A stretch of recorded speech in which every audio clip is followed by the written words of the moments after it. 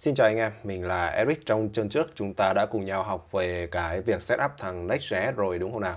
Hôm nay trong cái chương này mình sẽ hướng dẫn các bạn về router nha.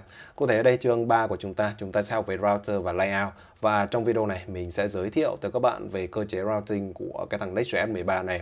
Tại sao mình lại tốn một video giới thiệu như thế này? Bởi vì những cái mindset của các bạn ấy, nếu như chẳng may rằng chúng ta học cái version cũ của thằng Next.js, chúng ta sẽ không áp dụng được với thằng Next 13 này các bạn nha.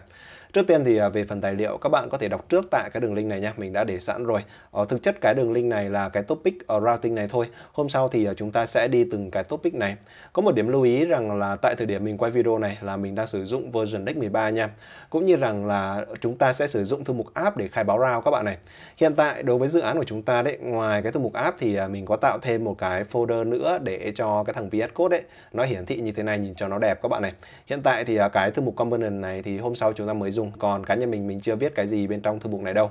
Các bạn lưu ý rằng là về routing của thằng Next.js ấy, bây giờ thì version mới nó sẽ nằm hết bên trong cái phần app này. Đối với việc các bạn khai báo một component bên trong thằng app này ấy, chúng ta sẽ gọi là server component. Còn nếu như ngày xưa ấy các bạn có một cái folder nữa, chúng ta có một cái folder có tên là pages này các bạn này. Mặc định nếu mà các bạn khai báo bên trong cái folder pages này, người ta gọi là client component ấy. Đối với thằng Next 13 thì chúng ta không cần phải dùng cái thư mục này nữa.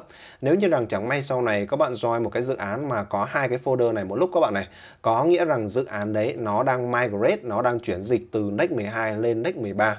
Thành ra rằng là nó có cơ chế như vậy. Như vậy rằng là trong video này mình chỉ muốn giới thiệu với các bạn như thế này thôi, để chúng ta hình dung rõ rằng chúng ta sẽ viết code ở đâu và tại sao chúng ta lại làm vậy. Trong video tiếp theo mình sẽ hướng dẫn các bạn chúng ta sẽ bắt tay đi viết cái routing đầu tiên đối với thằng Next.js 13 này các bạn nha.